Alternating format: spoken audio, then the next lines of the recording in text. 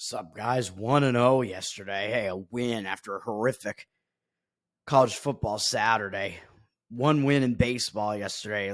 Both starting pitchers didn't do that great. They both put a lot of men on base, had a lot of walks, but they got away with it. And we got away with that under. It still happened. It worked out.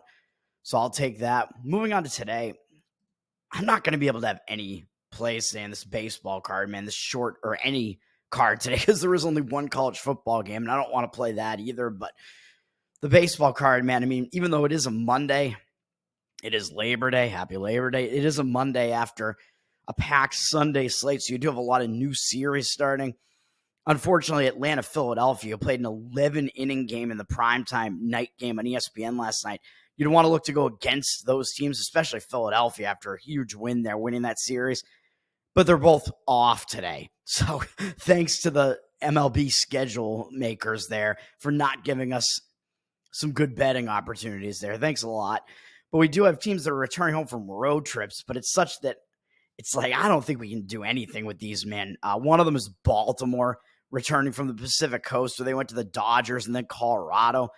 But, I mean, come on. Baltimore is returning home and facing the Chicago White Sox, who are on another 10-game loss streak and have, like, a record number of losses by the end of August for a Major League Baseball team. And it's Corbin Burns, their ace, although I think his numbers actually aren't that good against the White Sox. But him up against Flexen. I mean, there's no way that he could fade Baltimore. Baltimore's like close to a minus 400 favorite, probably one of the biggest favorites you'll see in baseball this year. So you could probably take a Chicago run line at like plus multiple runs, but I still don't even want to do that. So I'm not going to do that. Kansas City is returning home from a road trip too, where they went to Cleveland, won that series, won 3 out of 4, and then lost a bunch of games in a row after that and just got swept by the Astros. So they're returning home, but they're facing Cleveland again. So the team that just beat them. So they're probably not going to totally lapse in focus here, Kansas City, because they're fighting to try to get into the playoffs, unfortunately, with my Red Sox, who have not taken advantage of Kansas City and Minnesota, both getting a lot of losses recently. The Red Sox can't even beat Detroit, although they did have to face Scooble in that series, but it's all just ridiculous. But Kansas City, I don't want to really bet on them to lose focus in a meaningful game against Cleveland because they could still potentially win the division too. They're fighting to get in the playoffs. It's still a big win for them. And I think Michael Wacha, I mean, his recent form has been pretty good, and he is probably the better of the starting two pitchers between him and Gavin Williams, even though I think Williams isn't as bad as his numbers make it look like he is. But it's not something I want to get involved in there either, even though it is the return home spot for Kansas City. And of course, all these return home spots that I'm talking about are ones where these teams have no days off because they all played yesterday. So I think that also kind of actually mitigates it a little bit. Something I've been talking about recently where the day off before resuming actually makes the return home spot even worse. It makes it more of a distracted spot. Gavin Williams does have decent numbers against Kansas City, by the way, in his history. So, and Walker's numbers are actually, I think they're okay against Cleveland too. So it's either way, it's not something I really want to get involved in there. Houston, Cincinnati just came off a big win over the Brewers to avoid a sweep, but I don't think they're really going to be in a letdown here. I mean, Houston is going out on the road, though, and starting a road trip, which tends to be a focus spot, and they are on a roll right now with 5 wins in a row, but coming off a pretty big sweep over Kansas City to kind of, Houston is basically like secured themselves the AL West at this point. I don't think Seattle's going to be able to catch them. This is a matchup where I was looking more towards an under because it's Justin Verlander against Julian Aguilar. Verlander, his ERA is up in the 4s. I mean, he is a 41-year-old pitching at this point, but he's still been fairly effective. I mean, his strikeout walk ratio 16-19 indicates he's not pitching that badly. 9-2 in the month of August, even though his ERA is over 4 across 2 starts. He didn't do that badly in those starts. At most, allowing 4 earned runs against Philadelphia. Last month, he was out of the rotation between June and then came back in August. So he was also coming back from, I guess, probably being injured or something. And in June, he had a 7-something ERA and started kind of losing a little bit, but he's still only allowed at most 4 runs in those, and that's the most that he's allowed in any start except for one worse start against the Yankees earlier in the season. So Verlander is still at least serviceable at this point, I would say. And Julian Aguilar is pitching on the other side, the rookie for the Reds, who Houston will be going in never having faced before. But Aguilar, he had 2 decent starts to start his major league career, and then he had a not so good one against Oakland where he allowed 3 home runs and 10 hits and really just got rocked by Oakland. So I don't know if I trust Aguilar after seeing that. 7-4 strikeout walk ratio, not very impressive in 14 innings pitched. 17 hits allowed now because of all those hits allowed to Oakland. So I don't know if I would trust an under in that one, even though it does look like the market is indicating on the under in that one, from going down from 9.5 juice to the under to 9 juice to the under, with 62% of tickets on the over, 86% of the cash on the under, though. And in those other 2 games I just talked about, by the way, I'll just mention briefly, I guess. I'm Baltimore. I mean, there's no real reason to even mention the percentages because it's just such an out of control line, but they are very public, of course, and they have more, it looks like more of the cash than the tickets. I don't know about that. And Kansas City has dropped from -125 to -108. So the money line has actually moved in the Cleveland direction, and they are slightly public because I think the public actually prefers Walker rather than taking Cleveland, who has the slightly better record. They actually like Walker more so. But Kansas City has gone down on that money line, but they do have 64% of the tickets and 78% of the cash. So it looks like the cash discrepancy is on them. So I don't know about that one either. A lot of different spots here, man. Let me see here. San Diego is returning home for a road trip, where they went to St. Louis, and they were out on the East Coast, in Tampa, now having to return cross country all the way to the West Coast. But they're facing a Detroit team that's coming off beating the Red Sox a couple times. Musgrove is pitching for San Diego. He doesn't have terrific numbers against Detroit, although it's in a small sample size of 18. They have hit 333 off him, so could it potentially be a spot where you want to fade San Diego? Probably not. I don't know. I mean, San Diego's a big favorite here, and we don't know who Detroit's starting pitcher is yet, which kind of indicates that, again, they're just kind of flying by the seat of their pants, basically, at this point, knowing that their season is over. San Diego sitting at close to a -200 favorite, so that's not something I want to deal with either. Tampa Bay staying at home off of that series against San Diego, and I think they did use maybe 4 or 5 relief pitchers yesterday in that game, where they wound up losing the game right close to the end in the 9th inning against San Diego up against Minnesota. And Minnesota has more to play for here because they're fighting for a playoff spot, whereas Tampa, pretty much their season is over. Minnesota used fewer relievers yesterday in a close win, but they did have to use their closer and their other best relief man yesterday, so they probably won't have their 2 best relief pitchers available, but I don't know if that would totally keep me off of this. The fact that they're starting a road trip doesn't mean Minnesota's in a positive spot, and they did win yesterday against Toronto, so they might use that as kind of a moment to kind of like launch into like some, it might be like a momentum starter basically as they go out on the road here. I think Minnesota has the better pitcher, and Simeon Woods Richardson, 3.85 ERA, 1.18 whip on the season. That's all good. He's been impressive this season, man. In his first full season, he has faced Tampa once not that long ago, so they do have recent familiarity with him, but he did well against them. And in 17 at-bats, they only have a 176 batting average off him, 6.0 strikeout walk ratio, 529 OPS. But he may do a little bit worse this time out because Tampa has now faced him once, so he had more of an advantage facing them the first time, where they were not familiar with him, but he still did put up good numbers against them, does have good numbers on the season, and his opposition, Zach Littell, has not been as good this season. A 3.89 ERA doesn't look that bad, but a 1.31 whip is not that good. He's been quite hittable, even though his 116 to 26 strikeout walk ratio is pretty decent. 144 hits that he's allowed, and 129 and 2/3 innings pitched, along with 20 home runs. That's not great. He's been in good form this month, though, with a 1.72 ERA against Houston, Baltimore, and then Houston again right after they'd seen him before. So he has actually been good recently. 11-4 strikeout walk ratio in those starts, not that impressive, but he only gave up 1 earned run in each one of those starts against a couple of really good offenses, facing a really good offense in every one of those starts. So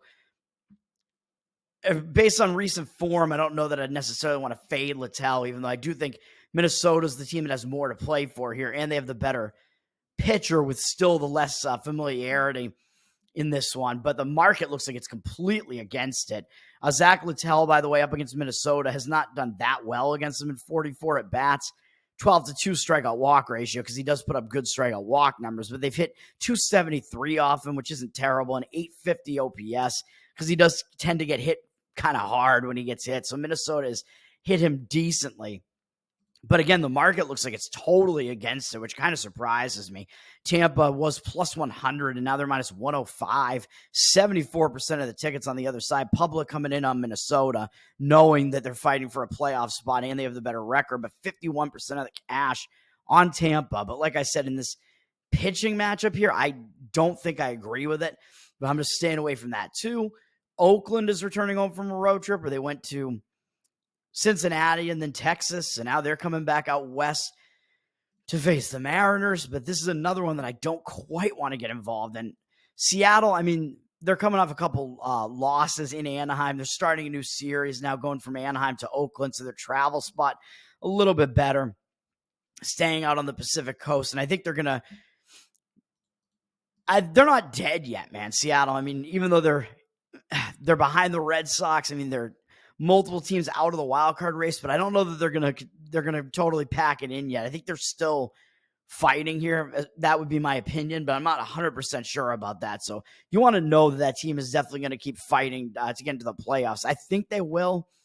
So I do think Seattle would be the way to go here, because it is a return home spot for Oakland, and Seattle has more to play for, and Seattle has the better starting pitcher, but I still don't quite love it. Although if I were to pick strongest leans that I have in this one, Seattle would probably be near the top of the list. And I think the market is actually probably indicating on the Seattle side in this one. So that is helpful as well.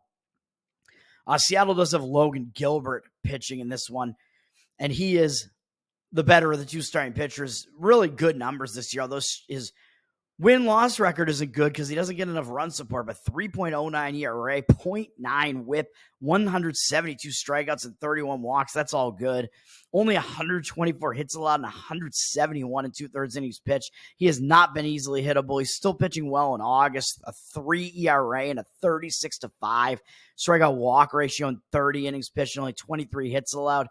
Couple of decent offenses in there too that he pitched well against, Philly and the Mets and the Dodgers. He didn't fare well against the Dodgers, so you can give him a break on that one. But he pitched well against Philly and the Mets this month as well. The Dodgers game was on the road, and a tough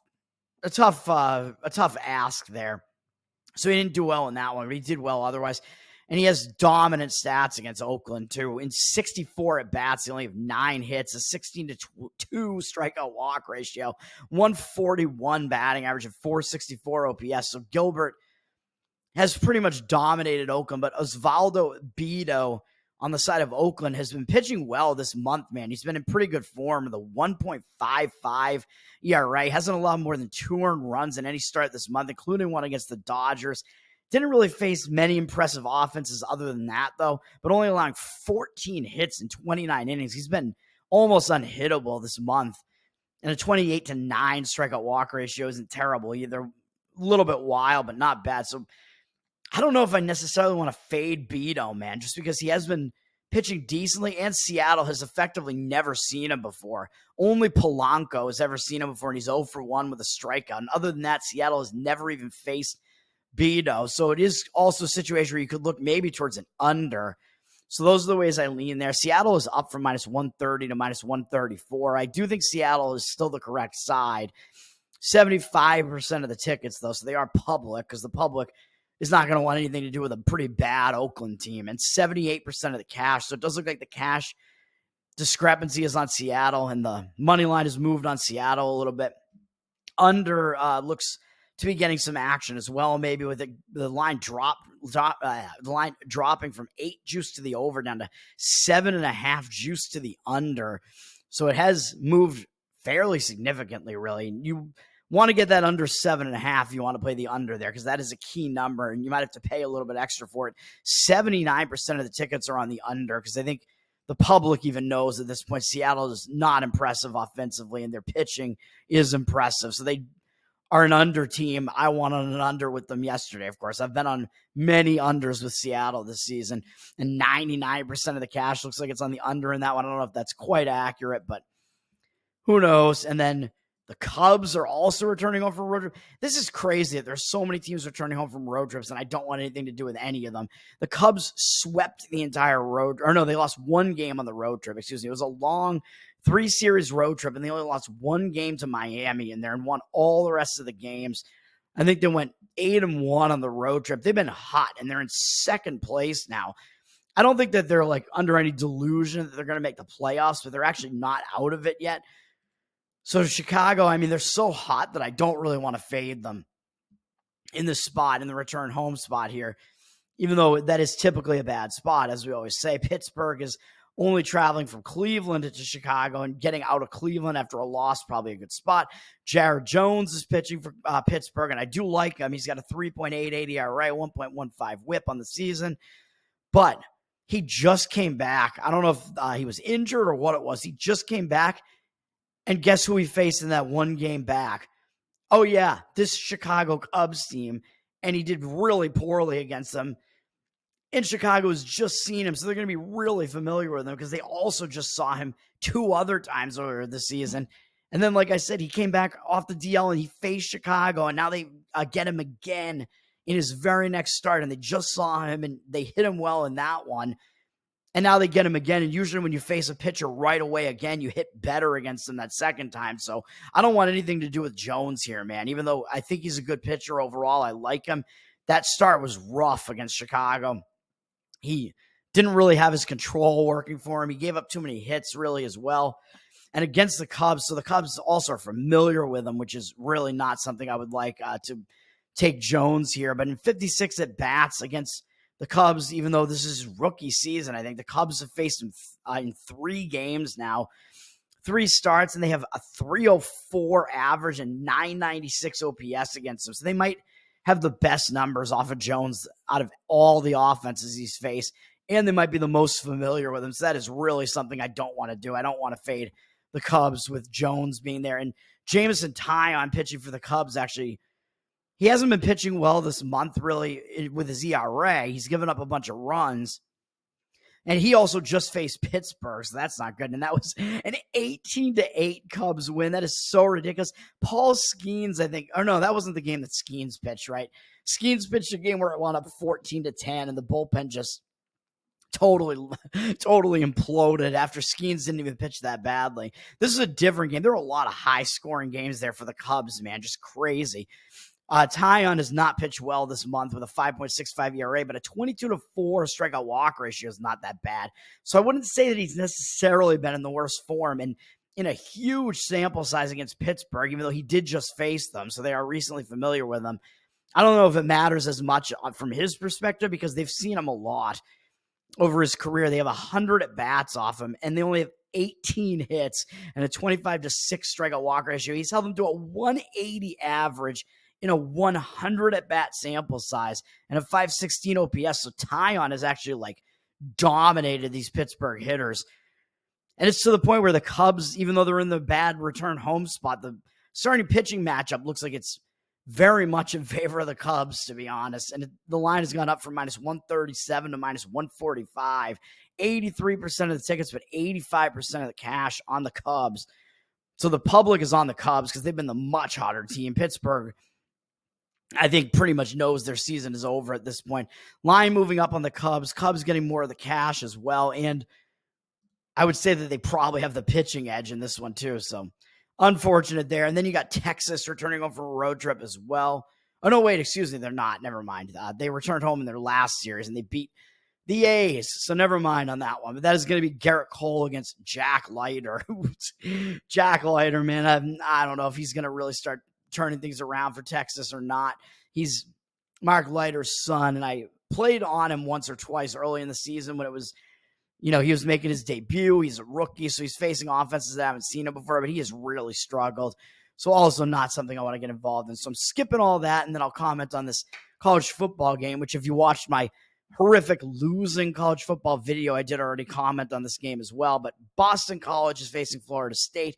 The market looks to be heavily indicating on Boston College, but you've really lost kind of the best numbers here. As it opened at Florida State minus 22, but I think that was probably before we saw Florida State play one game and play poorly in week 0. So that minus 22 was probably where it was before week 0. So some of the line movement might be a little bit of an overreaction to Florida State playing terribly against Georgia Tech. So I don't want to play this game because there are conflicting factors in this one, man.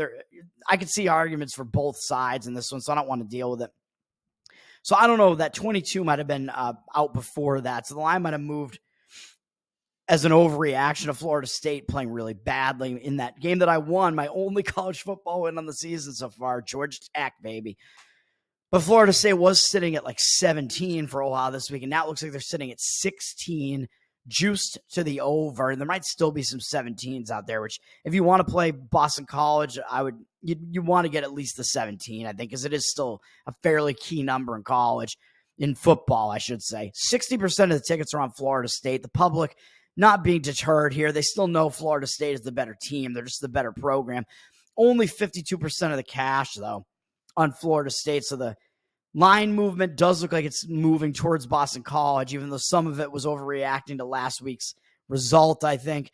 Public looks like they're more in Florida State, and less of the cash than the public money, than the public ticket count is on Florida State. So the market indicators, the market read looks like it's on the Boston College side.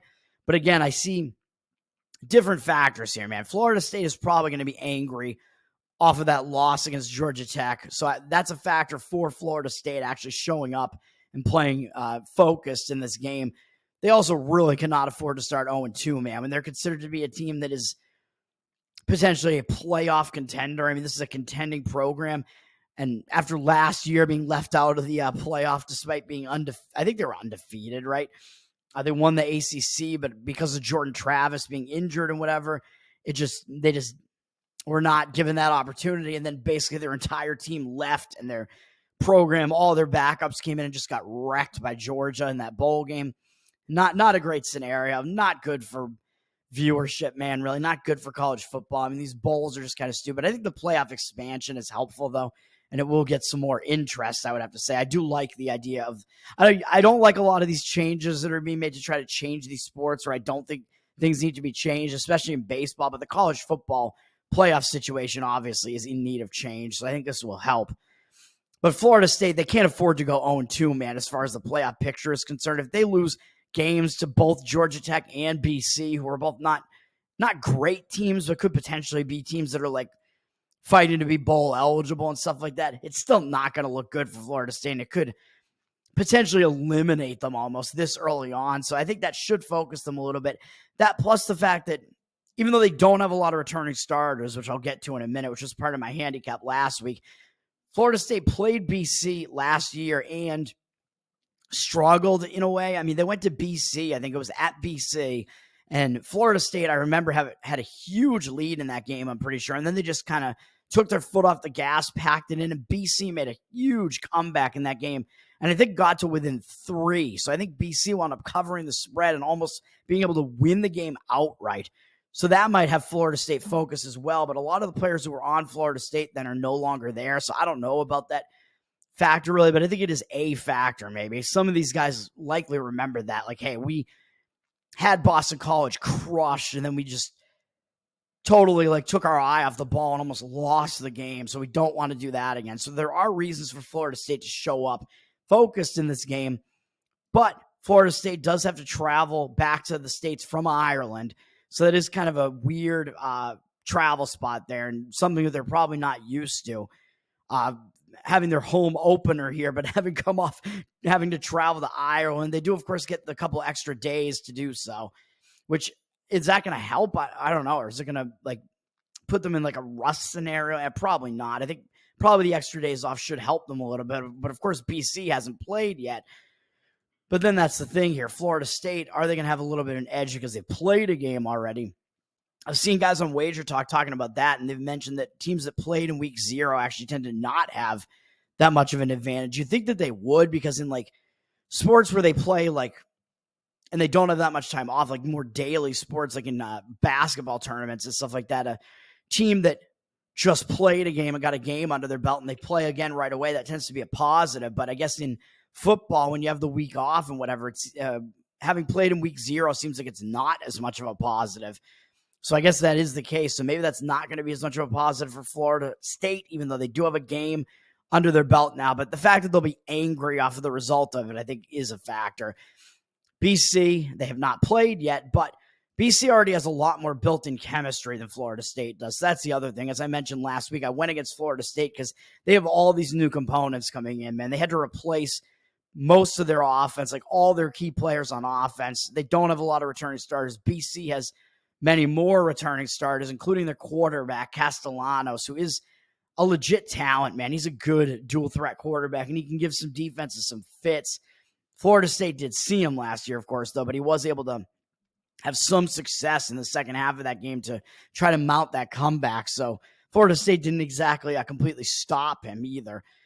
So I think BC does have the edge there a little bit because they have players who have played with each other more, so they have more built-in chemistry there. So that's it, man. No plays today from me. That's the rundown of baseball and the college football game. Have a good one. Happy Labor Day. Peace.